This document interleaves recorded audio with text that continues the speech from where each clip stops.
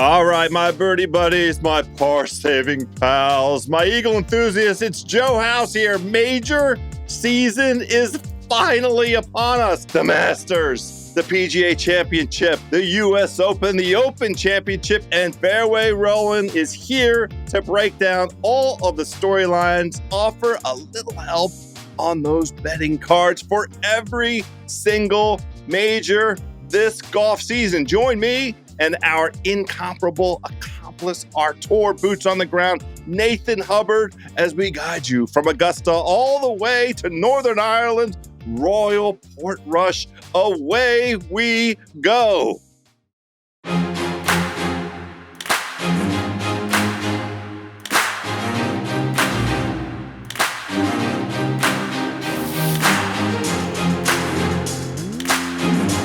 Hello and welcome to another episode of the Ringer NFL show. Sheil is out on vacation, a veteran move by him, taking off with just 2 weeks before training camp. But we are just 2 weeks before training camp now, Diante. And I'm wondering, how are you spending your last 2 weeks of freedom before the grind starts?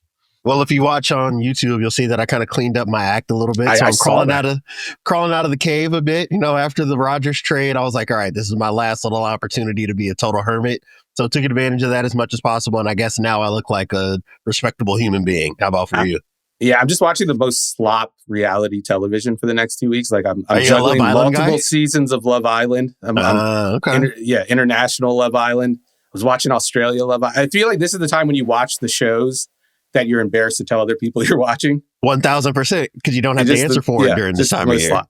But we do have real football to talk about because there was a trade. We don't have to talk about Shedeur Sanders' practice stats. We don't have to talk about collusion, although maybe we should talk about that a little bit more. But we did get a fairly surprising trade. I think we knew both parties would be on the move maybe this summer, but the Steelers and the Dolphins basically swapped Jalen Ramsey and Minkah Fitzpatrick. Steelers also getting Jonnu Smith to satisfy Arthur Smith's tight end fetish. I don't know what other reason. They already have two tight ends on the roster. They also swap future day 3 picks. I'm going to ask you something that I might be impossible to answer, but can you make sense of this trade, especially from the Steelers' perspective? Because I feel like they're the team that is being framed as the all-in team now because they got Aaron Rodgers, DK Metcalf, and now Jalen Ramsey. So from your perspective, does this, one, move the needle for you for the Steelers in terms of your outlook for the season? And two, what do you think the vision for the Steelers defense is now that they have not only Jalen Ramsey, but you're adding him to what I would say is maybe the best cornerback room in the league now, with Darius Slay joining them this offseason. Obviously, Joey Porter Jr. is an ascending star, and then they add Ramsey. What do you think of the Steelers' defense, and what do you think about their outlook for the season? Well, to answer your question at the top, as far as the thinking for the trade, I think the most practical answer is probably that the Steelers and Dolphins are trading their headaches, right? Yeah.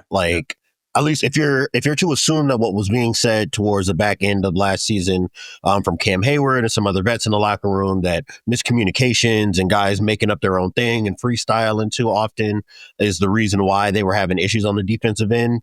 You know, there was kind of some thinly veiled comments coming out of that locker room that I think when Dante Jackson left, people just assumed that they were talking about Dante Jackson because we never heard about it again. But I think that there was always kind of an air that maybe Minkah Fitzpatrick had kind of rankled some people in the locker room. And obviously we know from Miami's perspective that Jalen Ramsey had been talking, he and Chris Greer had been talking in concert about the fact that he needed to be rehomed even after signing that contract extension. So I think that that's the most practical way to look at this trade. And neither team necessarily wanted to take a step back, trading potential all-pro pieces away, especially this late in the process.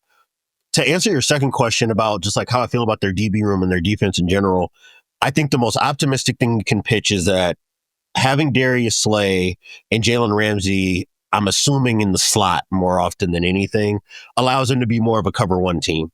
Now, that's a fascinating thing to think in that division. Before we even get to just like what it means in the NFL, you're talking about Jamar Chase and T. Higgins. You're talking about guarding Lamar Jackson, right? Like these are not teams that you would necessarily want to play a bunch of single coverage against, but they've brought in a lot of guys who in their best roles, they're single coverage players, right? And I think that this is also betting on the fact that Joey Porter can be a true corner one, because you don't necessarily want to ask a 34-year-old, I believe, Darius Slay to be your number one corner, mirroring whoever the best receiver is. So I think that's a big bet that they can play lockdown man-to-man defense and really load up boxes to take away the run. And then I think eventually, you know, assuming that Jalen Ramsey plays out the life of his contract in Pittsburgh, which I would guess he would, right? Like you look at the structure of it, it's kind of hard for whatever team was going to be acquiring Jalen Ramsey to get away from that deal without it being painful on the back end because of the void years, because of the guaranteed money, and because that contract is really freshly signed. I'm fascinated to see if eventually they start transitioning him more to being like a strong safety type. You know, and obviously in college, that's what he did. You know, I kind of wrote about that in 2015 when he was a full-time safety, he was arguably the best in college football at that time, was a first-team All-American, consensus All-American playing that position. So I think that everybody assumes that that's something that will eventually happen in Pittsburgh. And I guess I say all that to wrap up on the fact that, like, I think their defensive ceiling is they can probably get back to being a top 8 to top 10 unit defensively at their best, right? Darius Slay stays healthy. You're able to keep Jalen Ramsey in the slot. You play a bunch of cover 3 and cover 1. You're able to load up the box to take away the run game. You're probably just going to struggle against Baltimore because everybody's going to struggle stopping the run against Baltimore. But the way that it's designed, front 7-wise, and now with this corner room, they should be okay with playing tight coverage. The biggest issue for me is going to be durability with age, and then whether or not it's actually going to matter when you're playing the contending teams, right? Like, I look at that defense and they're perfectly designed to beat the hell out of all of the middling teams, right? Like, if they had to go play, even for as highly as I think of Justin Herbert, if they got to go play the Chargers next Sunday, I think the way that their DB room looks, you can go play man coverage across the board, and maybe you lose to Ladd McConkey a few times, but you know you're going to squeeze a lot of the air out of what that offense wants to do. When you're playing Buffalo, Baltimore, and Kansas City, that's a little bit of a different proposition. And I don't know if there is a way to solve that. I totally agree with that. I think it's a different proposition just because, like, the quarterback creativity you're seeing from those teams. There was an interesting note that kind of got overshadowed in all the reaction. The trade was weird, and it was, like, revealed weird because Jalen Ramsey broke the trade news himself, and he's not a reporter. He's not going to go, by the way, I'm going to the Steelers, and also they're trading a future 7th round pick, and we're getting the fifth, you know? And so we heard that Jalen Ramsey was going to the Steelers. We're like, oh, that's interesting. And then, like, a half hour later, it was, oh, and Minkah Fitzpatrick is getting traded for him. And then we're like, oh, that's kind of interesting too. And then it's later revealed that Jonnu Smith is getting tagged onto the deal. I think the Damian Lillard waiving was also related to this deal somehow. Darren Waller got signed a day later. The rap superstar Darren Waller. It was a weird trade. But one thing that was kind of overlooked, Josina Anderson reported that, and I'm assuming she was getting this from team sources because there was a reply to her from a Steelers fan. She kind of, insinuated that I'm getting this from people within the building, that the Steelers might play 3 cornerbacks and 1 safety in their base personnel. So that's 4 defensive backs on the field. So instead of having 2 safeties and 2 cornerbacks out there, they're going to have 3 cornerbacks, 1 safety out there, which I think would probably be interesting. And I think it would work just because I think Jalen can play safety. Like you said, he has some experience from college. He can go down into the slot if you're playing single high. I think he has the mentality to play against the run if he's close to the box. I think that mentality is a big thing for cornerbacks. So, I'm very interested to see how they kind of field these guys and if there is something unique that they do, especially when they're in base defense, because I think that's where the defense is going back. We hear so much like nickel is the new base or whatever. We've been hearing that for 10 years. I don't know how it's the new base since we've been hearing it for a decade. But I feel like we're going back towards base personnel just because we see the best teams in the league are able to run the ball so effectively and they're able to put heavy bodies on the field. So I do feel like it does seem like a Madden trade, like you're just a trade for the sake of trading. But I do think there is some function here. I do think the Steelers are going to be able to do things differently and maybe compete with some of the teams that can throw stuff at you schematically, like a Baltimore, which, they put tight ends on the field, but Lamar is out there. So it's like their personnel is weird to match up with. I think the Steelers are trying to combat that. So I kind of see that from their perspective. I just don't know, if it's going to matter. Maybe they'll win 9 games instead of 8 games this year because of this trade. And what I want to ask you is, look at the 2 sides of this trade, the Dolphins and the Steelers. Which team are you buying stock in for next year? Which team are you more confident in being competitive and maybe challenging for a playoff spot after this trade? It's almost Pittsburgh by default, right? If you're comparing one roster to the next, it's really hard to look at Miami's right now and see how they're going to compete, even in a relatively weak AFC East outside of Buffalo. But with Pittsburgh, it's one of those things where you're checking a bunch of boxes without necessarily moving the needle, right? And that's where I think a lot of the confusion is.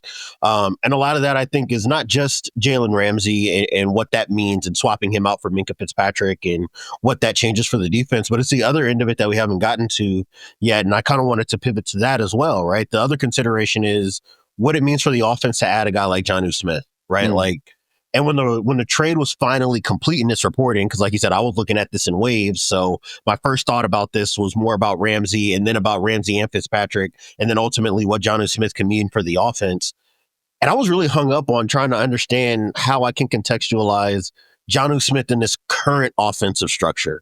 And then it's not just Jonnu Smith and Arthur Smith, which I guess you can go back to Tennessee and look at how he was used there, which is almost like, if you remember Delaney Walker in San Francisco, right? And then a little bit in Tennessee where he's being motioned around a bunch and you try to get him the ball out in space and he's sometimes a fullback, sometimes a tight end.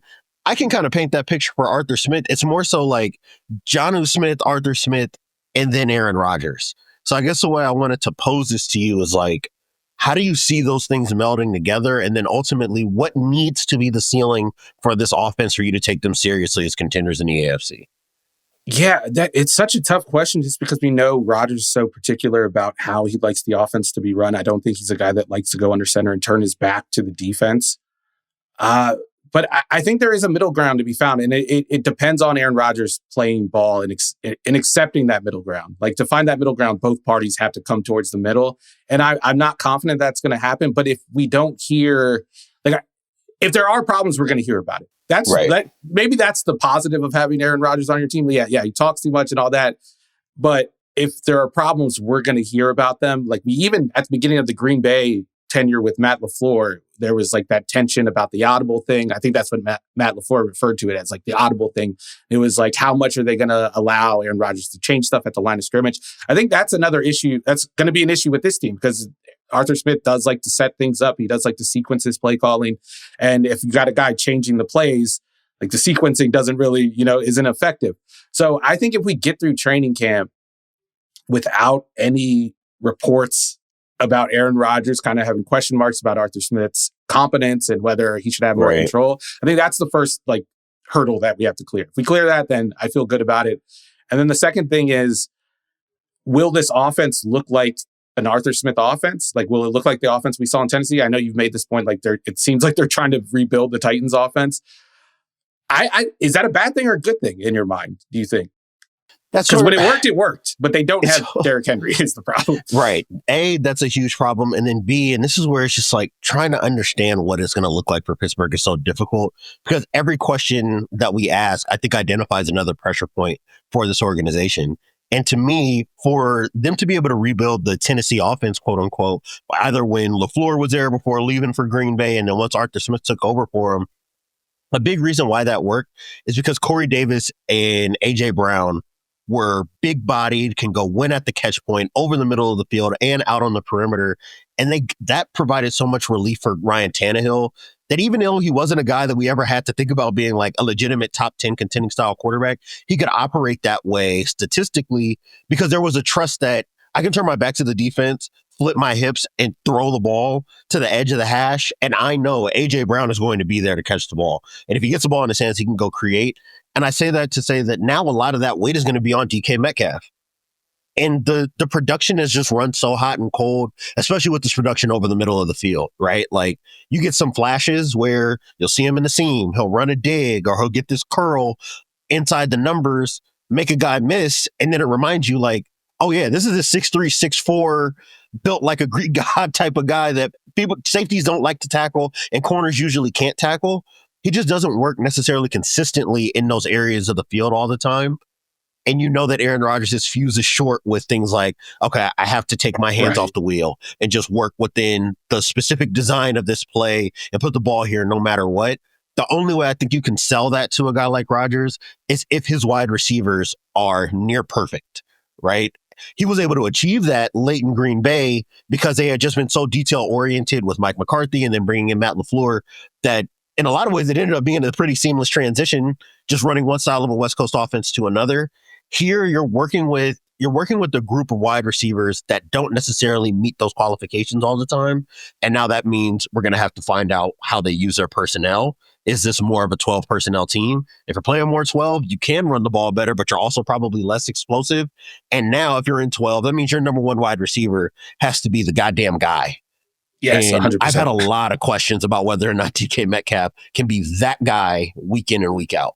And just looking at the receiving depth chart, like they almost have to live in the like multi-tight end sets. Like you have DK Metcalf. What are you going to do? Play Robert Woods 500 snaps? Yeah. Like 3 years ago, that was a good proposition. Like, I can run Robert Woods on some in-breakers and ask him to block and be close to the formation. Like, sign me up. But like in 2025, that's, it's a little tougher ask. Probably not a winning proposition. And yes, they want to be a multi-tight end team, but you can't be a multi-tight end team if you're in adverse down and distances. Exactly. So it can't be 2nd and 10 and you put 2 tight ends, 3 tight ends out there. Like the defense won't care. Like when are you going to run the ball? Like by all means, pick up 3 yards in a cloud of dust and we'll live for 3rd and 7 and do it again. So I think this is, to answer your earlier question, like not only do we have to get through this training camp, this preseason, the first month of the season without any like contention between him and Aaron Rodgers and Arthur Smith. But I think this team has to be good for this offense to operate like it wants to. Because if it's not good, then I think it might be like a remake of the Texans offense last year where they want to be this one team, but they're in 2nd and 10, 2nd and 15, 3rd and 10 all the time. So they can't be this team where they're getting under center and have, fullbacks, tight ends on the field and they're running the ball.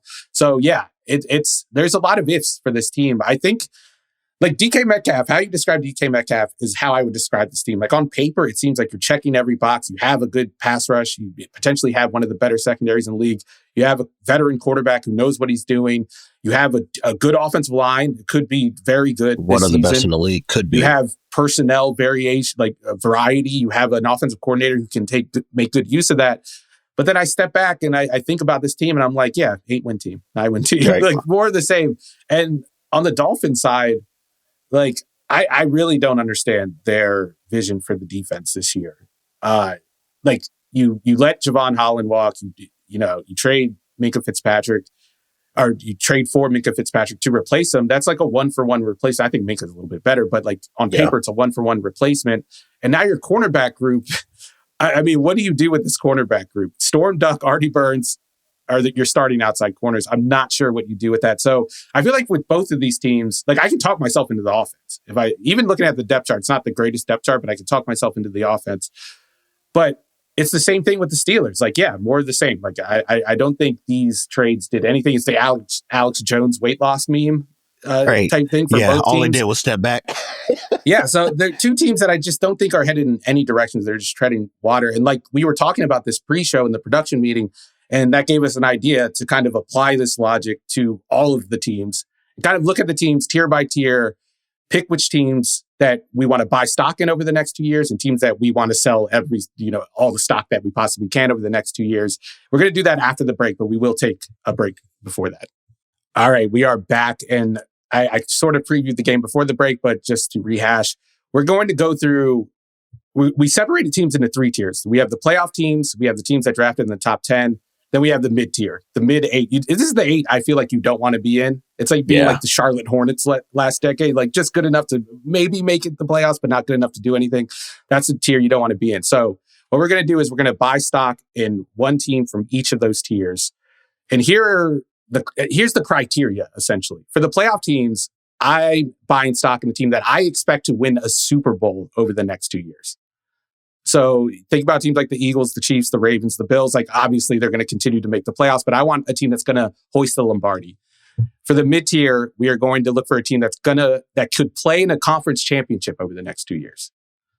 And then for the top 10, just a team that can break into the playoffs over the next 2 years. So go from a team drafting in the top 10 to a playoff team 2 years later. So let's start on the positive note. Let's buy some stock in some teams, starting with the playoff teams. Just to refresh, I'll list all the playoff teams from last year. We have the Eagles, the Chiefs, the Ravens, the Bills, the Commanders, the Steelers, the Texans, the Chargers, the Broncos, the Lions, the Vikings, the Packers, the Bucks, and the Rams. We'll start with you. Which team are you buying stock in winning the Super Bowl over the next 2 years? So I wanted to take a big swing, right? Because we spent a lot of time, even just within this offseason, talking about how close playoff teams are to making that next step. Don't say the Chiefs. Just don't say the Chiefs. Like, we get it. Yeah, there are so many teams that are just stock in in the Chiefs and the Ravens. Like, I want to go below that line. So this is a team that I've probably been more bullish on than anybody else that we've had on our show. Probably more than most people in national media. I'm taking the Broncos here. And what I'm saying, but not a Bo Nix guy, Okay. Sean Payton guy. Put it in Sean the paper, Payton he's not a Bo Nix guy. Big Vance Joseph guy.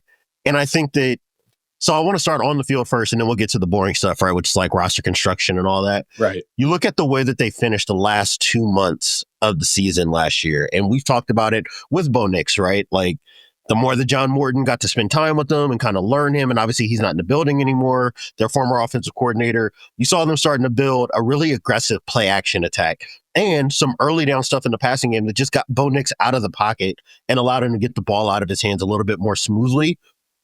And you saw that start to build up confidence. And I think about that Thursday night game against the Chargers, and like their offense scuffled in the second half for sure. Yeah. But you look at the way that they opened that game, and I think that was the exact image that Sean Payton has been trying to build this offense in. We can control early downs on the ground. We're going to keep the game comfortable for our quarterback. And every time we get the coverage picture that we know we want based off personnel and down and distance, I'm going to allow Bo Nix to take his chance. Whether it's outside the numbers, deep in the middle of the field. I think that Browns Monday night game was another good example of that, especially in the passing game. They got a lot of explosives trying to take chances deep downfield.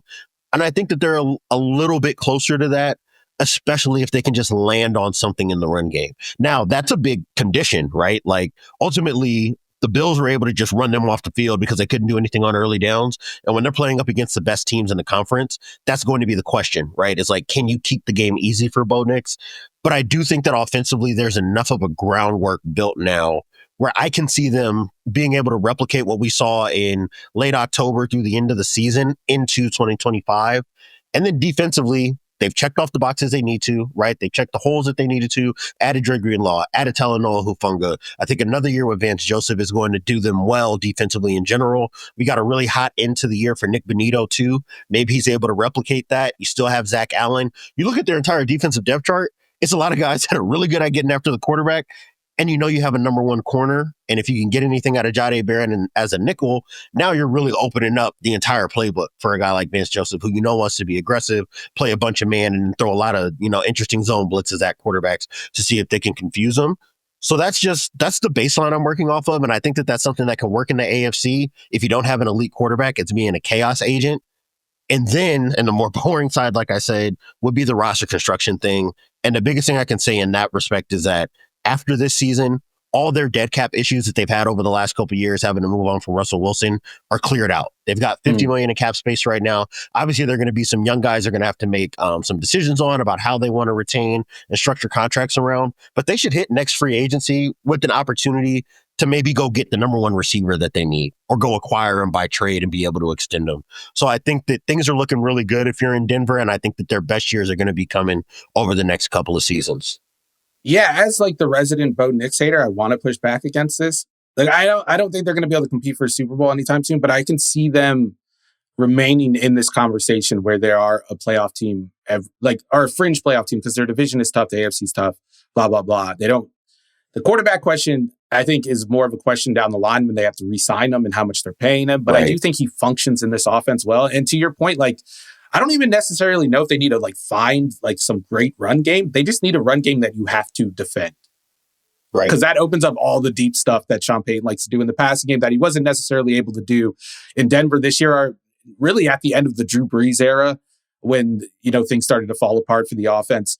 But I do think they're on that track. And like you said, that Chargers game, I just watched it a couple of weeks ago. I was doing it for quarterback rankings. I'm working on that, watching Bo Nix. And that first half was brilliant. It was went according to plan, scripted. They were running their their gadget stuff. They had run plays that were working. They were getting 4 yards per pop on first down, which if they do that, Sean Payton, that's a cheat code for Sean Payton. It's going to be easy for him no matter who his quarterback is.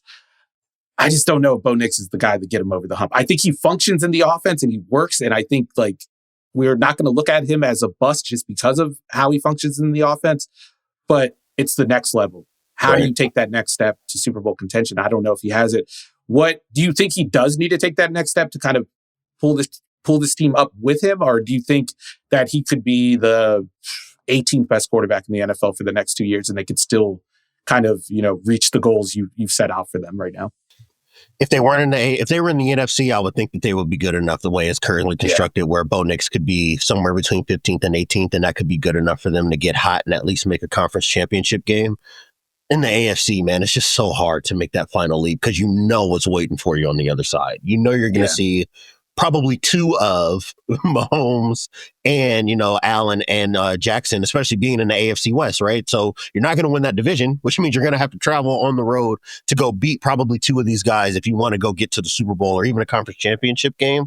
That's the biggest holdup for me, right? Is like, will the conditions be perfect enough where it can be like Brock Purdy in 2022 before he got hurt in the NFC Championship game, where you kind of got to play passenger? And I just got to put the ball where my coach tells me to put the ball, and everything else is going to happen for me with the run game and the defense. And I've just got to play on time and in structure. If he's that's good enough to be competitive against those AFC contenders that we've mentioned. It's just going to you've got to be a top 10 level guy. You got to be able to access a top 10 level performance against those guys if you plan on beating them in the playoffs. Yeah, it just gives you a margin for error when you have the quarterback. Like, you don't need a great defense. You don't need like the perfect receiving core. So my pick, I don't think you're going to push back. I don't think you're going to need a lot of convincing for this team because it's a team you've been touting for the last year or two. But I'm going to go with the Texans. And by the way, I'm not saying the Eagles, the Chiefs, the Ravens, the Bills aren't going to win a Super Bowl. We're trying to, get the best return on interest or an investment here. Right. I don't really know financial terms. I don't invest. I don't know the stock market as evidenced by the terms I'm using right now. But I'll put it in betting terms. It's probably a bad sign for my, personal finance that I could put things in betting terms, but not like... Can't speak stock market, but I can talk about these lines. I'm going with like a plus 200 type of team here. I'm gonna take the Texans. I'm gonna take the Texans because I think that I'm gonna buy low on CJ Stroud. I'm gonna buy the dip. I think people are overreacting to his stat line last year and a couple of bad games in primetime. But I do think he took some steps forward as a quarterback, but the team around him got worse, so it wasn't reflected in his stat line. I think that retooling the offensive line is at least a step in the right direction instead of trying to make these pieces work like they've been trying to do for the last couple of years. I think the offensive coordinator change going from Bobby Slowick to Nick Caley is going to allow CJ Stroud to be a big boy quarterback. He's going to be able to change protections. He's going to, get a full drop back menu of passes. So I like the changes on that side. And the defense, like I have DeMeco Ryans, I trust him. I just trust him. I trust DeMeco Ryans. He has the pieces. Derek Stingley, I think, is a yearly All-Pro candidate. I think Will Anderson could be a Defensive Player of the Year candidate. They have the defensive line. They have the mentality. They're continuing to cultivate that culture with their offseason acquisitions. I think the defense last year was almost good enough to upset the Chiefs in the playoffs in Arrowhead. It really kept that offense at bay, the Chiefs offense at bay. I think if we see a significant step on offense, I don't even think we have to wait 2 years. I think this could be a year where we're talking about the Texans in the same breath as the Eagles, the Chiefs, the Ravens, the Bills. I think it's going to be between them and the Bengals to kind of fight for that fourth spot in the AFC hierarchy. What do you think about the Texans over the next 2 years? I love them. And what you're laying out, the thing I was thinking as you were speaking is that I might just have been a year early, right? Last year when we did the preview podcast, I was talking about that team being wire to wire, number one in the AFC, coming off of such a hot season from CJ Stroud, and it looked like they had everything figured out offensively. And the receiving core was healthy at the start of the year, right? And then everything that could have gone wrong for that offense did go Mostly wrong. Bobby Slowick. Let's just blame Bobby Slowick. It wasn't your fault. It's not your fault. It's Bobby Slowick. 1,000%. And I don't remember if it was Titus Howard or Blake Fisher, but I was on TikTok actually listening to an interview clip of his. And basically what he was kind of detailing is that once they were able to kind of take Slowick's hands off the wheels in terms of the design of the run game and get more into like man and gap scheme stuff, late in the season, they were kind of able to strike up at least enough rhythm to be more viable on offense and take some of the stress off of CJ Stroud. And I think bringing in Nick Caley is a doubling down on that. Is DeMeco Ryans realizing like, okay, our offensive staff or our offensive line and the way that we're trying to build this offense, it does not have to be a copy and paste of what I saw in San Francisco, right? There are different iterations of this style of offense that can work, especially on the ground. And I think that if Caley can bring some of the things that have worked, with the Rams and with McVay and bring that over here, now you're talking about a team that does not necessarily have to be a top 10 efficiency in the run game. It just needs to not be absolute bottom of the league for as often as they wanted to hand the ball off while Slowick was there. So if they can be somewhere between middle of the pack and now they've added enough wide receiver depth to where even if Nico Collins has to miss a couple games with the hamstring and knowing that Tank Dell is going to take some time to get back, I think that they've protected themselves a lot better against health issues on that front. And then the other side of the ball almost doesn't need any explaining, right? Like I look at the Texans especially not defense. from you. You've been explaining this for 1,000%. I mean, I look at that defense the same way I look at the Eagles offense, which is like, they don't ever have to be good at stopping the run because they're so good at everything else. Yeah. They're good at the things that are most valuable. And the Eagles are in the same predicament last year. It didn't matter that they weren't explosive with their passing game for the first 3 months of the year because they could do whatever the hell they wanted on O, and it was going to be enough to control the game against most teams. And I think, like you said, as long as they can keep CJ upright and find something in the ground game, chances are this is going to be the fourth best team in the AFC, at worst the fifth. And that means something different in that conference than it does in the NFC. The fifth best team in the NFC probably isn't in a conversation to contend. The right quarterback can be the fifth best team in the AFC, and we can look up late January, early February and see that team competing for a Super Bowl.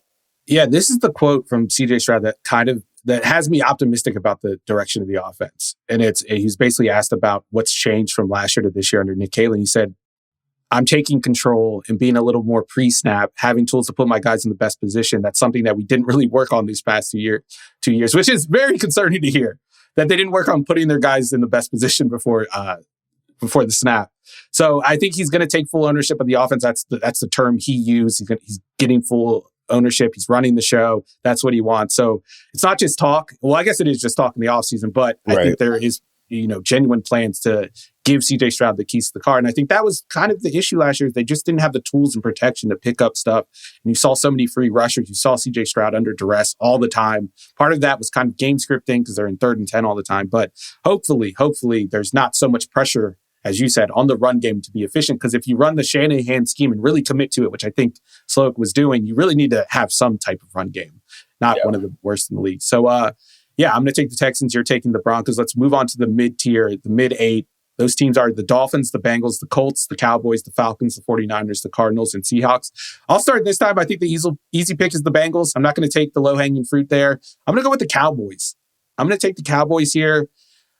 It's one of those teams where it's almost like the opposite of the Steelers, where like my mindset is that they're going to be bad. And then I look at the depth chart and then I'm like, okay, this team is pretty good on paper. And I think, I don't know if you've seen like the reactions to all these top 10 quarterback lists that are going around, but people are just like way down on Dak Prescott as if he didn't just finish second in MVP voting like 13 months ago. It wasn't that long ago. He got injured last year.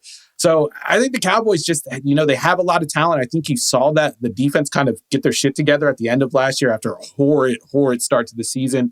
So I'm not even questioning the defensive talent. And I think offensively, I am banking a lot on George Pickens just being a normal guy for the next 2 years. But if he is, if they can just get him to be normal for the next 2 years, that offense has a very high ceiling, even with Brian Schottenheimer calling the game, because I just have so much faith in Dak Prescott, and he's the guy that orchestrates things before the line. It's kind of like the CJ Stroud quote, that I'm not really worried about the play calling because they're going to get in the right play most of the time because of Dak.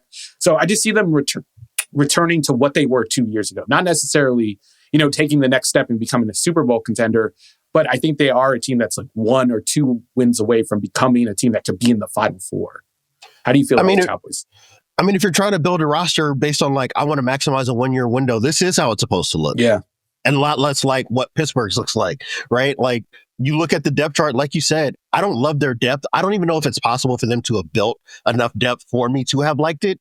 But given the way they entered this offseason, how they exited it is exactly the way that you would have pitched it if you wanted me to believe that Dallas could show up in 2025 and instantly turn this thing back around, right? They addressed a lot of the holes they needed to. You bring in bodies along their defensive line, guys that can potentially be a number 2 pass rusher if you're going to lose DeMarcus Lawrence to play opposite Micah Parsons, right? You go draft Donovan Ezeraku to be a DPR type. You have Dante Fowler, a guy who can play on early downs and maybe still give you something as a pass rusher as well. You have Matt Eberflus, who I think might be a little bit better fit for what they're doing on the defensive interior than Mike Zimmer. I think that Zimmer 100%. Just needs bigger bodies, right? He needs thicker bodies. I think that maybe Eberflus is going to just cut their guys on the interior loose and live with some of the losses that they'll have against the run, similar to the way that Dan Quinn approached his defense. It was just like, hey, we don't have the bodies on the interior. We're not going to pretend like we do. let's make sure that we're just terrorizing quarterbacks, and we'll try to play tight coverage on the perimeter. And I think that their defensive backfield kind of lends itself to being able to do that as well. I look at the construction of this team and it checks all the boxes. And the most important piece is what you mentioned, right? Healthy Dak Prescott. Obviously, the start of the year before he got hurt was a little rough. I think a lot of that is supporting cast. I think a lot of that was offensive design with Mike McCarthy. I think that if you look at this depth chart now and you listen to the way that Brian Schottenheimer has talked about his relationship with Dak Prescott, I think it all lends to exactly what you were saying, which is that, hey, the offensive scheme is actually, Dak, I'm going to give you a call. But once you give that call, whatever you see from there is yours to change and fix and make right. We're not going to ask our running backs to be world beaters. We're going to ask them to take advantage of light boxes.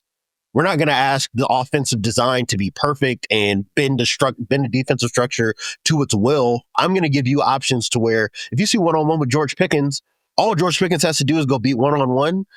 And we know that CeeDee Lamb can get open no matter where we put him, and we think that that's enough. And I think that that's true, especially with the way that this offensive line performed even once Dak Prescott got hurt and teams didn't have to respect their passing game as much.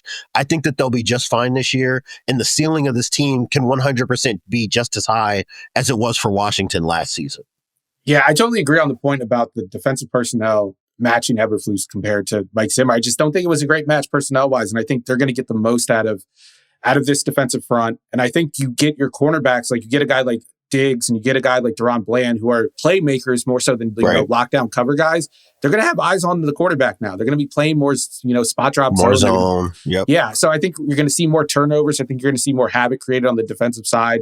I still love Mike Zimmer. I'm going to, ignore and pretend like last season never happened and just focus on the Bengals and Vikings days. But yeah, this team is good. And I think like on offense, that's the thing is like there are more deterrents to the defense. Like you can't just press them at the line of scrimmage. You can't take away space as much. And that's, again, assuming that George Pickens is on the field and playing well and level-headed, which is a big if. But I am optimistic about this Cowboys team either way, because I think just them being healthy and having Dak Prescott and having a better defensive setup will give them a much higher floor than they had last year. So let's move on. Who is your mid-pick team you're buying? This one's tough, right? Like, and I'm kind of going to talk myself through this as I lay this out. I'm going with the 49ers here. And to me, it's just like if I'm going to be wrong about somebody, I'm going to be wrong about Kyle Shanahan. I'm sorry. Yeah, I'm never giving up the narcotic. Like, sorry, guys. Like, I'm going to believe every year. This is never going to change. I'm like that with Mike McDaniel. I feel like you've given up the narcotics. I don't know if you ever took the narcotic. But I'm like that with Mike McDaniel and any of these scheme boys, these scheme geniuses. I'll back them at a year. The line to clear for me has just been set so high by Shanahan. I struggle to see how it's not going to work. Even last season, I still don't think the offense was a problem. I think Brock Purdy's sacks and turnovers down the stretch helped to kind of unravel the whole thing. But I think that season had gone sideways long before with the Ayuk and McCaffrey injuries. And eventually, I think that Purdy just kind of crumbled underneath the pressure of having to be the hero on a down-and-down basis. But I think you bring in some youth defensively, which is really what they needed to address most. You got the right play caller back in the building in Robert Saleh. I think that's going to go a long way towards not only getting the most out of Nick Bosa again, but a fast development for a Michael Williams and an Alfred Collins, both on the perimeter and interior, respectively. I trust him with this defensive backfield, even though it's not perfect. It fits what Saleh did effectively in San Francisco the first time. We're just saying, man, we're going to play a bunch of two high shells. We're going to allow our edges to control what's going on in the run game. And we have still what might be the best defensive fulcrum in the league in Fred Warner, and the mind meld that he has had with Saleh, with DeMeco Ryans when Ryans was there. I think that we're just going to get back to things that maximize what their best players do best. And if you give Brock Purdy a healthy Brandon Ayuk at some point in this season, you get a healthy Christian McCaffrey to start the season, they can still do just enough, I think, to make this thing work. I will still bet on this team being a double-digit win team as long as guys are healthy. Yeah, I would too. And I think it comes down to the question of if they're healthy. But if they are healthy, this team is not only a conference championship participant contender, they are a Super Bowl contender, as we've seen. But I just can't. I refuse to believe that Christian McCaffrey, Trent Williams, and Brandon Ayuk are all going to be healthy enough for that to happen this year. I think, and then next year it becomes a dicier proposition, obviously, because Christian McCaffrey's the running back. Trent Williams is on the wrong side of 35 at this point. Brandon Ayuk might not start the season healthy. He might not be back until around mid-season. It's really up in the air right now. But yeah, when this team is healthy, looking at their depth chart, they still got it. Like they're still in that conversation with the Eagles. They're still in that conversation with the teams, the powerhouses in the AFC. So it's hard to question that. And I do think there is a possibility that Brock Purdy kind of takes the next step. Because what we saw in year one of him as a full-time starter was way different from what we saw as him last season, year or two, when he took on that playmaking role. And he did show that he could kind of hang. But like you said, the pressure eventually he did start turning the ball over. He was holding onto the ball, taking a lot of sacks. He wasn't that anticipator guy that we all hailed. Well, not we all, obviously, not me, hailed during that first year. Right. But I do wonder if he can find a middle ground. And if he can find a middle ground and the rest of the team stays relatively healthy, they don't have to stay completely healthy, then I think you're back to where you were during the Jimmy G days where when the quarterback's healthy, we make the NFC title game. And if you make the NFC title game, you only have to win 2 games from there, which is totally possible. So yeah, I like that pick as well. All right, cool. Let's move on to the bottom 10. Now, this is a little bit harder. It was easy to buy stock in teams that, had winning records last year or close to winning records. But now we're at the basement. We have the Titans, the Browns, the Giants, the Patriots, the Jaguars, the Raiders, the Jets, the Panthers, the Saints, and the Bears. I'll let you go first. Which top 10 team drafting wise are you buying stock in over the next 2 years to make the playoffs? So this one is gross, right? Because you try to make the case for each of these teams. It's like, do I actually believe this? And chances are you don't believe it necessarily as strongly as you do some of the others. But I'll make the case for the Patriots. And I think that so much of this is designed specifically to get any one team from the basement back to just being a regular NFL competent team, right? The head coach hire was definitely made in that light. Bringing back Josh McDaniels is 100% a move to just get an offense back to functional. And you look at their offseason moves, and even if they were banking on the absolute ceiling for each of these acquisitions, whether it's Stephon Diggs at receiver, whether it's bringing Carlton Davis at corner, obviously Milton Williams as defensive tackle, the truth is that they brought in a bunch of guys that probably won't be bad. They might not be elite, they might not be at their ceilings, but chances are they're not going to be bad football players. And I just think about what Drake May was once he started to catch a rhythm, right? Like I remember the last drive against the Colts where he was able to just walk the ball down the field. I thought he played really well in that game. Even in the Titans game which they ultimately lost in overtime, he was really strong in the second half. And I just think that was kind of the story for him once he got the starting job. Is like first half will kind of be all over the place. Seems like he would take a breath at halftime, come back out, and he's a quarterback that he was at his best when he was at North Carolina. I think that he'll continue to build upon that. And now he's got better guys to throw the ball to. And then defensively, you just look at that depth chart and it's everything that you need a functional defense to be. And the ceiling gets so much higher if the combo of Christian Gonzalez and Carlton Davis can hit, being in tight coverage out on the perimeter. This to me looks like the prototypical 7-10 team that nobody wants to deal with this season. It does. It feels like this offseason is kind of like the post-Urban Meyer Jaguars offseason where they bring in Doug Peterson, get some competent guys, coaches in there. Something normal. Some real players. And the goal there wasn't necessarily to win the Super Bowl. It's like, let's just be a normal team. And they were for 1 year, at least. And then Doug Peterson, I guess, refound his love of golf and stopped caring about coaching about football. And then that was that. But speaking of the Jaguars, that's my pick. I'm going with the Jaguars. And maybe I'm a sucker. Maybe I'm the fell for it again award guy.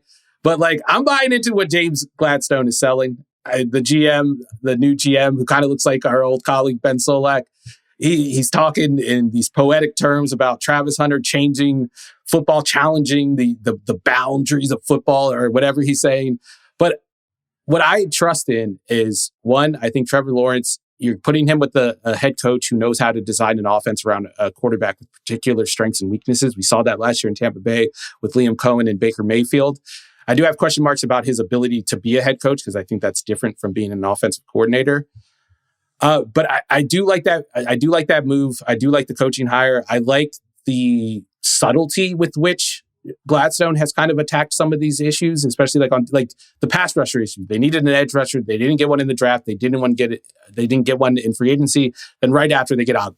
They sign a guy to a completely sensible deal. If it doesn't work out, who cares? If it does work out, it's found money basically for them. So I like the approach they're taking. I like the team building philosophy that the Rams took over the last couple of years of going for it when they had a chance to acquire good players. So I think Gladstone is going to carry that over to Los Angeles. I don't think we're going to see it this year, but I think next year is when we'll see them kind of, get back into that playoff conversation and be a team that can win 10 and 11 games. But it is relying on Trevor Lawrence not only staying healthy, but improving some of the weaknesses in his game, which to me are, I would say, accuracy. I would say some timing.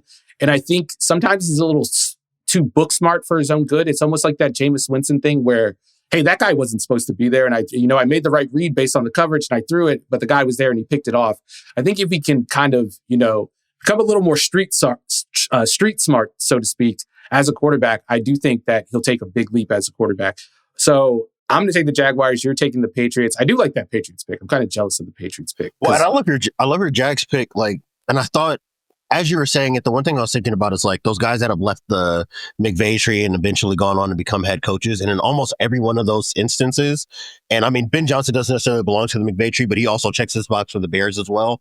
All these guys that are working with young quarterbacks, the first thing they did was make additions to the interior of the offensive line. Yes. And I think you do that because you want to sit in the quarterback room with your guy and say, I need you to trust that this is going to work. But this is me buying your trust by letting you know there's not going to be a 300-pounder in your lap by the time you get to the top of your job if I ask you to run a play action, right? You don't have to worry about in the drop back game that you're only going to be able to get through half of your progression before you have to reset your feet. And I think that every move they made offensively was moving in that direction, right? Patrick McCarry is not a world changer, but what he is a guy that you can put at right guard and say, he's going to do his job. He might lose some matchups to elite guys, but against baseline players, he's going to do his job. Robert Hainsey is going to do his job as a center, right? May not be a world changer, but he can do enough to get you by. And then defensively, you laid it out, right? You go get Emmanuel Ogbah. I think that's a great insurance plan in case Travon Walker doesn't continue to take a step and you just needed an extra body in your pass rush room in general. And I trust that Anthony Campanile, if he's able to kind of use a multiple approach the same way that we saw in Green Bay, where maybe you're able to just get enough turnovers and just play competent enough football that this team can be a legitimately competent and competitive team down the stretch. And I think that if those pieces are in place, like you said, maybe I'm the bozo here, but I think based on what I saw 2-3 seasons ago, that as long as the ingredients are there, Trevor Lawrence can still orchestrate a 100%. Real NFL offense in the passing game. And I trust that he and Liam Cohen can do that, especially with James Gladstone, because it seems like they have pretty good clarity on what it is that they're trying to build. It's been so long that I think people forgot. This team was 6-2, I believe, 2 years before ago. He hurt his shoulder. In that Bengals game, I think it was a Monday night game, which they ended up losing. And it just fell apart from there. And he hasn't really been healthy since then. The team kind of fell apart. The personnel was bad. We have been over how badly Trent Baalke had run this team and put together the roster. But I do think they're in better hands now. And I think Trevor that's going to allow him and give him a platform to kind of show off his skill. Maybe he's not that top 5 guy that maybe the Jaguars were expecting to get when they drafted him. But I do think he has shown flashes, not just flashes, shown long stretches of top 10 quarterback play. And I think we'll get back to that. We're going to take another break. And on the other side of the break, we're going to get a little cynical and we're going to sell some of these teams. All right, welcome back. Okay, we're going to do the opposite exercise now. We're going to sell these teams. We're going to use the same tiers, but we're going to kind of change the criteria. For the playoff tier, these are teams that we are expecting to miss the playoffs over the next 2 years. So it's a little harder to pick these teams out. For the mid-tier, these are teams that we expect to elevate themselves into conference championship contenders, they can make the final Sunday before the Super Bowl. And then the top 10 teams, we're just the teams that drafted in the top 10, we are just expecting these teams to make the playoffs at some point or just stay in the top 10, stay in the top 10 draft-wise over the next 2 years. So let's start at the top. Let's start with these contenders that we expect to fall off. I'll start. I think the low-hanging fruit here is the Commanders just because of the regression factors, but I'm not going to pick them because Jaden Daniels is there. It's hard to predict what his ceiling is just because he's such a dynamic talent. I'm going to go with the Lions. Because of pitch me on this.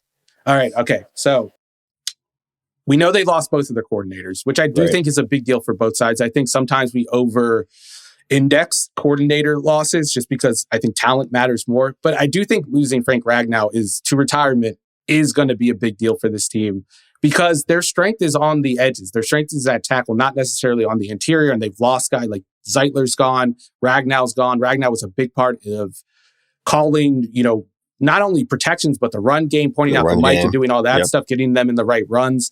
So I think they're losing what I would call the anchor of their offensive success in terms of the offensive line and the run game being good. And then obviously they're losing the play caller. So I think they lose some of the explosive plays that Ben Johnson was able to generate last year, which I think when you put it all together, you're going to see a worse version of Jared Goff, in my opinion. I'm not saying like he's going to be exposed as some bum and he's going to be a bottom 5 quarterback. I just don't think he's going to be as comfortable as that offensive line and that coordinator were able to make him over the last couple of years.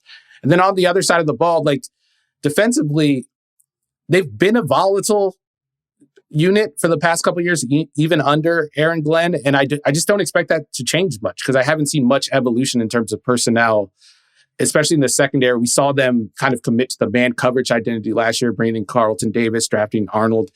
Arnold had a rough rookie season. Carlton Davis is gone. You know, they're trying to kind of replicate that. I just don't know if it's going to work with a different defensive coordinator. So it's not necessarily where I think, you know, they're going to drop off and never sniff the playoffs over the next 2 years.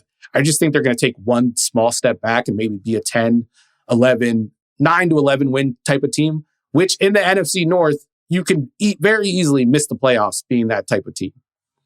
1,000% you can. And I think that if there's a reason why they miss the playoffs, I think it will probably be more, for me, it will be more likely on defense than anything. Right. Yeah. And it's just stylistically, right? Anytime I'm looking at a defense that wants to play a bunch of man and don't have like an all-pro corner and, you know, world-changing pass rushers to make the quarterback get the ball out of his hands quickly, you're going to be playing in a volatile world, right? That was Dan Quinn in Dallas, and he had an elite pass rusher in Micah Parsons. And he had, who put up an all-pro season in Trevon Diggs, right? A lot of that was turnover generation more so than tight coverage that year. But even with them, right, we saw week by week, there was no telling. Is this going to be the defense that only gives up 12 points and forces 3 turnovers and 3 sacks? Or is this team about to give up 36 points, right? And you give up, 400 yards in the passing game? I do think that that's going to be a legitimate question and risk when you're looking at Detroit's defense. Offensively, I think that for me, what I'm hung up on is like, what does the slip from Jared Goff look like? Because I'm with you. I think that a step back is going to be natural because it's just hard for a guy that we know is not necessarily the most talented, most creative quarterback in the league to maintain. And I think I've mentioned this before, and it's maybe hard for people to conceptualize because they don't all have access to all the efficiency stats that some people in the media do. It's not enough to just say that Jared Goff isn't playing great quarterback. You look at some of these efficiency stats, it would lead you to believe that you are watching prime John Elway, prime Dan Marino. When you look at EPA, when you look at success rate, when you look at his efficiency metrics throwing within, the first 2.5 seconds of a snap, when it comes to, generating explosive plays inside of structure, it all looks like elite. He's playing like Lamar Jackson did last year every single time he takes a snap. That's not necessarily the case. A lot of this is the design of the offense, giving him easy options. And I think that Commanders game was instructive, not necessarily of who Jared Goff, quote unquote, really is, right? I don't necessarily think that that was an accurate representation of exactly what it is, even when it gets bad. But it is instructive as far as what happens with this offense, what happens with him specifically when things are not perfectly lined up. And I think that Detroit has also been honest about this, right? Like Dan Campbell has come out and said multiple times, like, we understand that Jameson Williams needs to turn into a number 1 receiver because our offense needs that. That's not just him challenging Jameson Williams to keep his head on straight. That's him acknowledging a truth that, like, for this offense to continue to hold its line, the guys around Jared Goff need to continue to elevate. Sam Laporta needs to be able to continue to elevate and continue to produce with yards after the catch and his alignment versatility. You need Jameson Williams to stretch the field, not just when he doesn't have the ball, but to be able to catch the ball and get 15, 20 yards a yak at least once a game, right? You have to have that game-breaking feature. And Amon-Ra St. Brown has got to be able to continue to take this mileage. So I think that things are very tenuous on the offensive side of the ball, a lot more tenuous than it seems because they've just been putting up these face-melting numbers. So I can see it. I think that they'll probably be stable. I guess the bigger question to me and what would really drop them off in the NFC North and the NFC overall is if they have a cold year defensively, which is always on the table based on the way that they want to play. Yeah, I do want to say that I think Jared Goff is a good quarterback. I just think, like you said, he's not going to be top 5 numbers every year. But he has evolved from like the Sean McVay Rams days where like if they couldn't run the offense, quote unquote, like he didn't really function that well. I think we did see, not necessarily, I guess we didn't really see it in the Commanders game because they averaged like 9 yards per carry in that game. It's like something ridiculous, the EPA numbers on the runs. But when you look at the turnovers, there was a common theme with all of them. They forced him off his spot. They made him move. First half of the Texans game. That's very instructive in that. Teams that are able to move him off his spot can have success. And now that I think that you see the interior of the offensive line take a massive step back, I'm assuming, like, if you hear the Lions talk about Ragnow, I guess they're anticipating maybe a step back on the interior protection. I think that's just a recipe for disaster for who Jared Goff is. I still think most of the time they'll be fine, but when they face those top teams, I think we're going to see some of these weaknesses come out. So there's where my pessimism is. What about your team, team that you expect to fall out of the playoffs over the next 2 years? I'm saying the team, and I love them. I just don't love the way that they're constructed relative to their competition. I'm selling the Chargers. And a lot of this is because their success in 2024 was just based on them being more competent than the bad teams they were playing against. Yeah. And now you look at the division, there's a lot of competence up and down, right? Like, you don't just get to beat up on the Raiders now, assuming that Geno Smith and Pete Carroll are going to be able to put this thing together. And I do believe that they'll be able to do so. Obviously, the Broncos, I've given my take on why I think that they're going to continue to be strong in the near future. And they struggle with finishing games against Kansas City, even though they played really well. Probably two of their best efforts this season came against Kansas City, especially on the defensive side of the ball. But you just look at the names, you look at the bodies, you look at the depth. A lot of this is about them kind of squeezing blood from stone. I don't know if you can do that on a year-over-year basis in this version of the NFL, where teams are more explosive, better equipped to be able to adjust on a year-by-year basis. A lot of what Jesse Minter was able to do was having this like rigid adherence to never giving up explosive plays. If offenses are able to start chipping away at down-to-down efficiency, we mentioned that first half of that Thursday night game between the Broncos and the Chargers. That was exactly it, right? Like, it was a disaster in the wild card round against the Texans because of the turnovers. But you go back and you watch the Texans offense, they were marching. Regardless, even if Justin Herbert didn't have a bad day with turning the ball over, they were moving the ball on the ground. They were controlling down and distance. That's always going to be a concern when you don't have tier 1, tier 2 players up front. They don't really have tier 1, tier 2 players on defense outside of Derwin James, period. And this is as somebody who likes Dan Henley, who likes Tuli Tuipulotu, who thinks that they can do some interesting things to make offenses uncomfortable. They don't have guys, and you say this all the time, right, that you can just roll the ball out and be like, hey, go get us a bucket on offense or defense. And that means that Justin Herbert's got to be perfect. It means he's got to be healthy.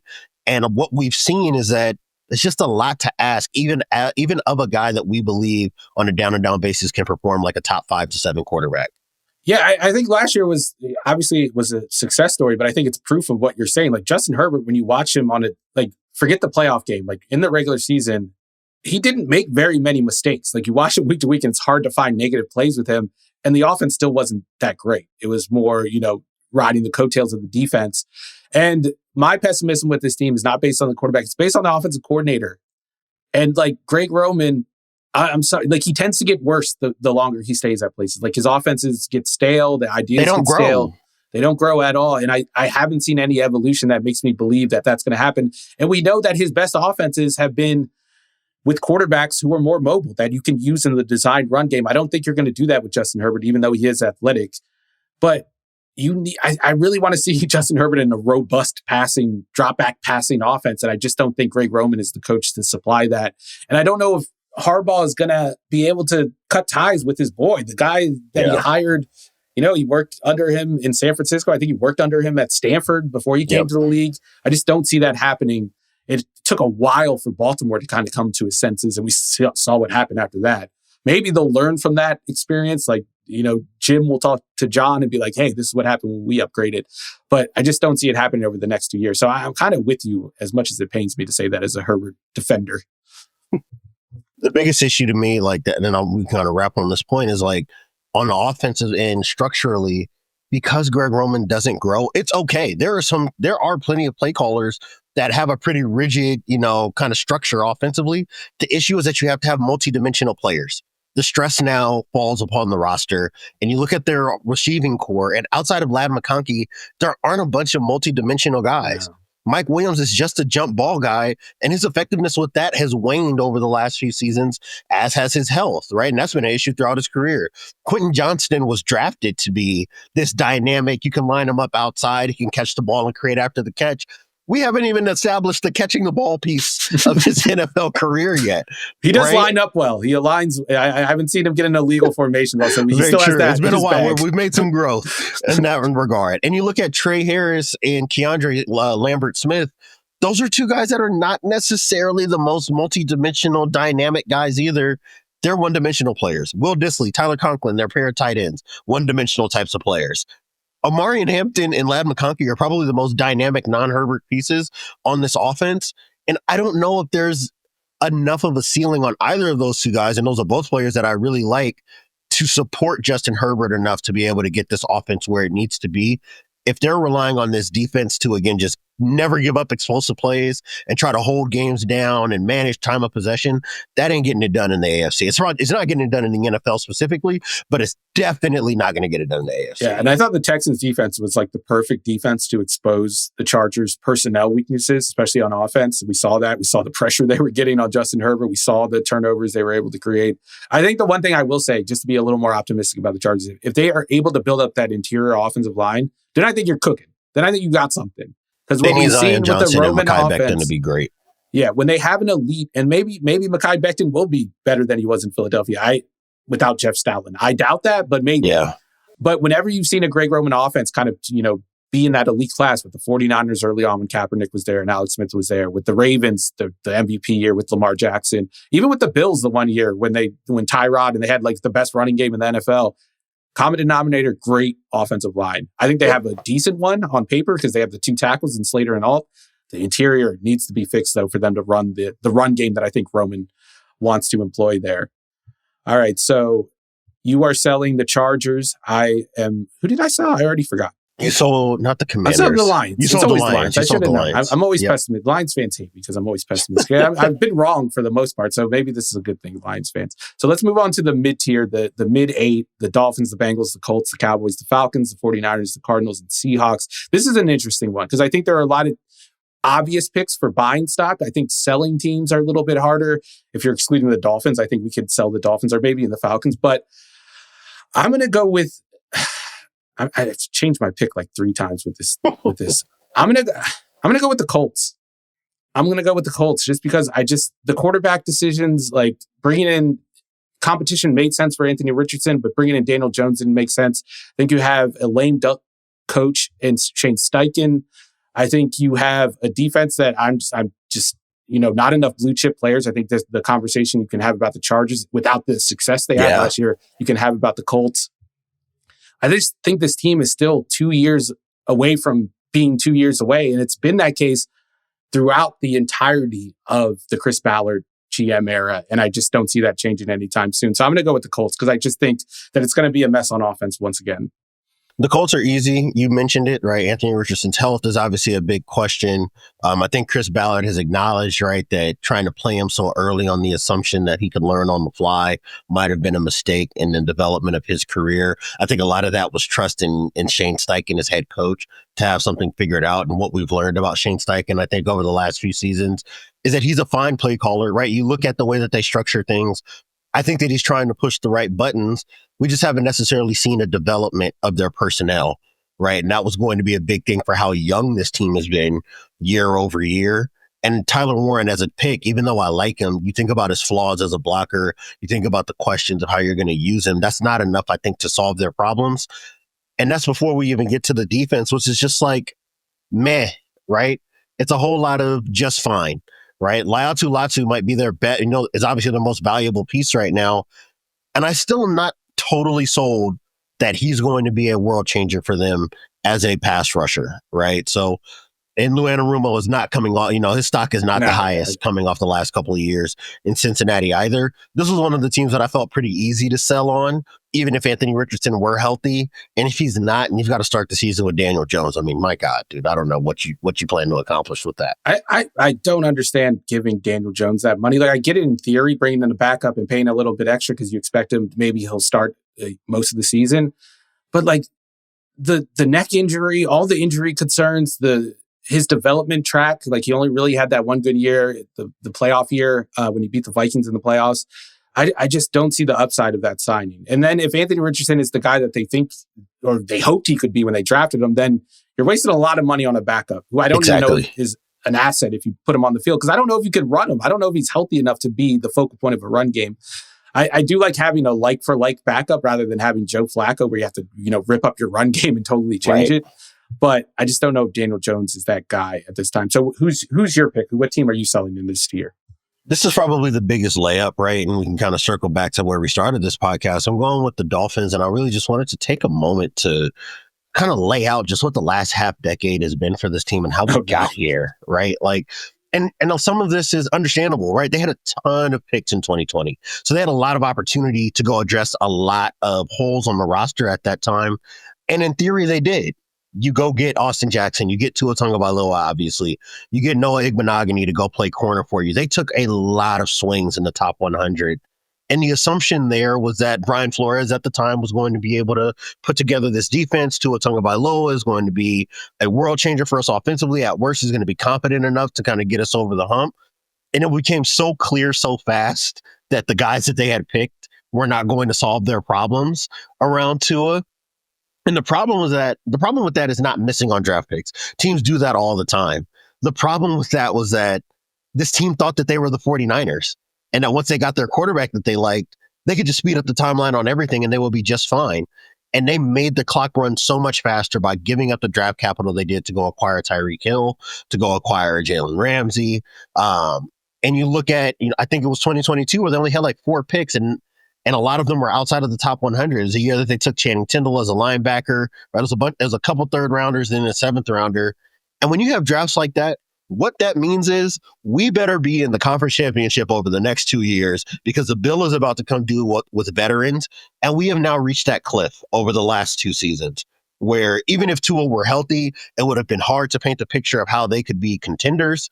And the fact that he's not healthy only exacerbates the fact that they have not built up enough depth on either side of the ball of their own volition, right? And it makes it really hard to try to paint the picture for how this team can be anything other than picking in the top 10 if anything goes sideways. The best thing you can pitch me on is that you get another 1,400 year from Tyreek Hill, which now is kind of becoming longer and longer odds as he ages. And you just kind of look at the conduct off the field and you have a lot of questions about what his availability is going to be and how locked in he is as a football player.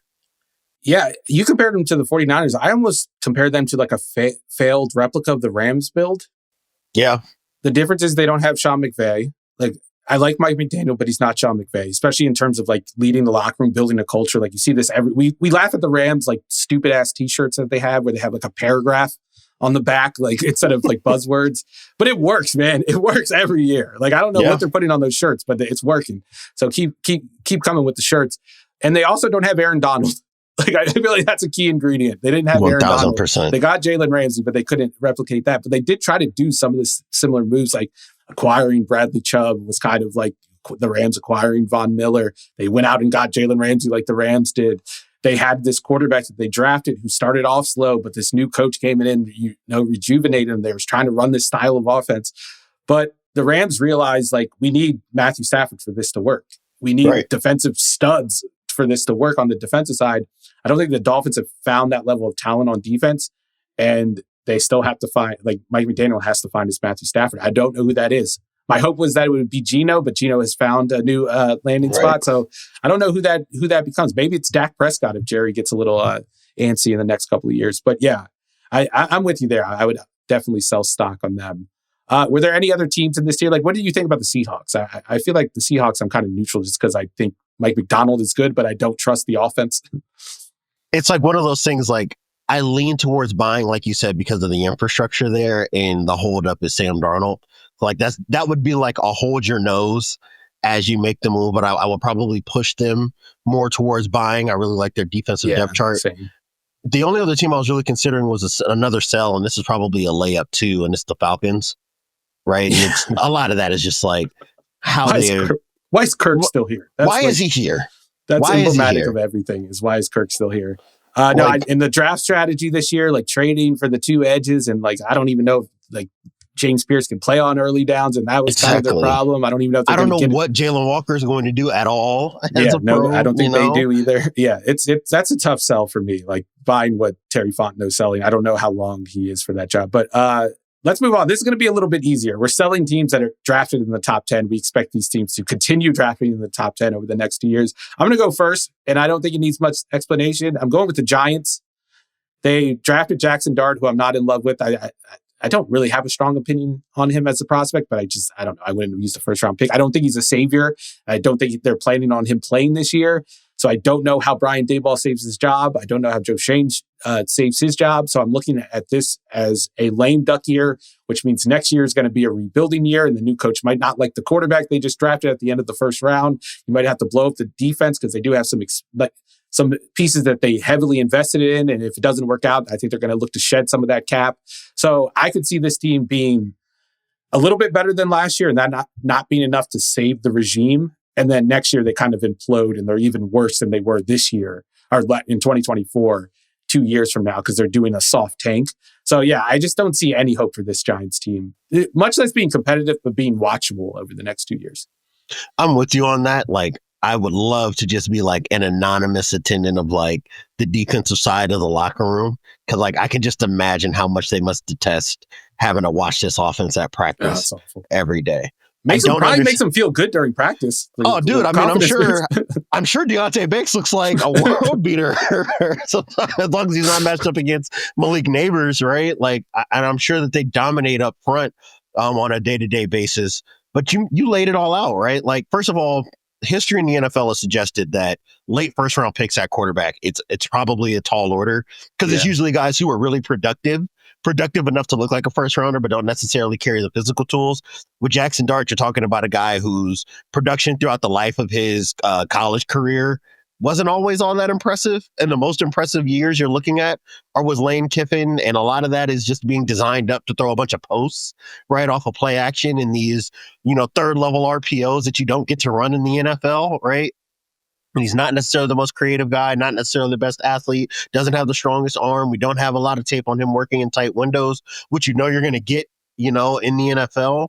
And you've got veterans who have proven that they're not ceiling raisers, right? Like, if anything, the floor with some of these guys is so low that you have to be really concerned about things cratering offensively, right? If Russell Wilson has a big sack year, which you can almost set your clock to now just because of his style of play, that's going to tank your offense. Jameis Winston and the turnovers can tank your offense. And this is already an offensive line that doesn't have a lot for you to feel good about outside of Andrew Thomas. And they have still not really identified ways to pivot this offense up front to be able to get them to a place where they can run the ball more effectively without having to involve the quarterback. That was a big issue for them last year, was that they couldn't use Daniel Jones as a runner in a way that would have paired up well to make defenses have to respect what's happening in the box. And then defensively, like, we kind of talked about this with our buddy Charles McDonald on the Yahoo show. It's like, yeah, I'm going to enjoy watching them on defense. I just don't think that it's going to be good enough to make a difference. And being the eighth, it's entirely possible that you can be the 8th or 7th best defense in the NFL and be picking in the top 3 because there's just not enough that you can do on that side of the ball to influence the ultimate result. So a lot of concern. I don't necessarily think this is going to be a fun watch for this team. And we've got a bunch of potential lame ducks in the building already as is. Yeah, and the more I think about the defense, like I'm bullish on the defensive line, and I think a defensive line could be a good foundation for a dominant defense. But if the offense stinks and they're like teams are just running the clock out in the second half, you're not going to be able to rush the passer. It's not going to matter. If you can't rush the passer, it doesn't matter. So yeah, it's hard to be optimistic about them. All right, so who are you going to sell among these top 10 teams? Just to refresh or remind you, the teams we have remaining are the Titans, Browns, Raiders, Jets, Panthers, Saints, and Bears. I'm going to go, this one was probably actually the toughest one to pick, right? Like, because you can find a bunch of different reasons to poke holes in teams. The team I'm selling is the Titans, and this is me really liking Cam Ward as a quarterback and believing that he can be someone who changes the picture for Tennessee's franchise. I have no faith in Brian Callahan as a head coach. I like Denard Wilson as a defensive coordinator, but this is another defense that's missing tier 1 guys. It's a lot of guys who are above replacement level, a lot of guys who are starting quality, not necessarily game-changing guys. So there's going to be a lot of pressure on Denard Wilson to call the perfect game on a week-by-week basis. And we saw that last year, right? Like, this was a team if you would find the right splits, it would look like a good defense, but then you would actually watch the tape. And it's like, oh, I mean, yeah, getting the 2nd and 8 is great, but does it matter if the team gains 11 yards on the next play? Like, that doesn't register as an explosive play, but it's still very problematic for your defense, right? So, and there was a lot of issues with that last year. I don't necessarily know if they've done anything to change that. And you look at the wide receiver core, and I mean, Calvin really he doesn't move the needle for me in the way that he used to anymore. Obviously, there are going to be some health questions, and you look at the rest of the guys around him. It's a lot of youth on the second team, a lot of new draft picks. We've got Van Jefferson, who's just kind of like a nice to have. Tyler Lockett at this stage in his career. I don't know how much you can ask of him right now. And the offensive line has to prove it to me, right? Dan Moore is not the best pass protector. He's got to prove it to me. They can move the ball in the run game now between he and J.C. Latham on the edge if you're trying to be a zone scheme team. But I don't believe. I just don't believe. That's really the biggest thing. I don't believe. I'm going to have to see Cam Ward basically have to have a Jaden Daniels, C.J. Stroud-esque type of year where he's the one fixing all their problems offensively for me to see them drag themselves out of the top 10. And honestly, for this team, being in the top 10 again over the next couple of years is probably the best thing that they can ask for. Not a bad thing at all. Yeah, not at all. Like, and I'm with you. I love Cam Ward. I loved him as a prospect. Love to watch him, but I do think this is the worst case scenario for him. It's not like the expectation for him to be like Jaden or CJ Stroud is tough just because of the type of player he is. He's not a guy that's going to make the right decision every time, which I love him for. Like, he's a very creative quarterback, not just as like a runner, but as a thrower, sidearm stuff, no look passes, all that stuff. And it gets him into trouble. There's a little Jameis in him, like just on the football field, thankfully. There's a little Jameis in him. And I'm a little worried about that with a combative head coach who's on the hot seat, who's probably going to be aggravated week to week. It's sort of similar to the Giants situation where I think you have a lame duck coach and we might need a new coach in there. And then that's going to take another year to reset things. So I'm with you. I don't think they're going to challenge for the playoffs for the next couple of years. So we have the Titans and Giants there. I guess the last question I have for you is, if Cam Ward was in New York, would you be buying that the Giants could get themselves out of the top 10? Oh, that's a good question. You know what? I think I would, to be honest with you. I think he's the perfect quarterback for that style of offense that Brian Daboll wants. We kind of saw it with Josh Allen. I don't think he's Josh Allen in terms of arm talent or anything like that, but in terms of like, I can create outside of the offense and create opportunities that the play call didn't necessarily provide for me. Then I think you could kind of make that work. I could squint my eyes and see them being like a 6-win team this year and then maybe escalating to like a 9 or 10-win team the next year. But with the Titans, it's tough. It's tough. It's such a steep climb to the try to make defense this reminds work me in of a Brandon Tennessee. Staley Chargers defense. Chargers defense, right? The best way to put it. Like, yeah, the ideas are good, but the pieces aren't good enough to implement those ideas, and it just it's tough to watch. So yeah, I'm with you there. I'm not buying the Titans at all over the next couple of years. So we bought a lot of teams. We sold a lot of teams. Just to recap, the teams that we are buying. I am buying the Texans. You are buying the Broncos, kind of taking that next step and maybe competing on the third weekend of the playoffs instead of the first weekend of the playoffs. In the mid-tier, I'm buying the Cowboys. You're buying the 49ers. I think we know both those teams are very talented. It's just about staying healthy and getting the right coaching. And then in the bottom 10, the teams that drafted in the top 10 this past year, you are buying the Patriots, a pick I really like because of Drake May, and I'm buying the Jaguars because I'm a sucker and I'm falling for the James Gladstone press conferences. And on the other side, I'm selling the Chargers. You're selling the Chargers. I'm selling the Lions. You're selling the Dolphins. I'm selling the Colts. You're selling the Titans, and I am selling the Giants. I think those are picks. Like, I feel way more confident about the selling teams than I do about the buying teams. But we'll see how it works out, and we'll see as soon as the season kicks off. We'll know whether these teams are headed in the right direction. That's going to do it for us. We're going to have an episode next week. Me and Diante will be back. Thank you, Diante, for this episode. Thank you to Christopher Sutton for producing. Thank you to Kiera Givens on social, and thank you to Arjuna Ramgopowell and Conor Nevins for additional production supervision. We will see you guys next week.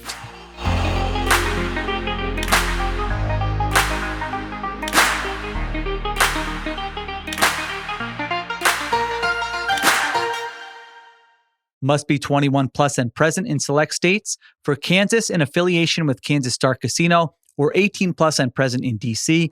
Gambling problem?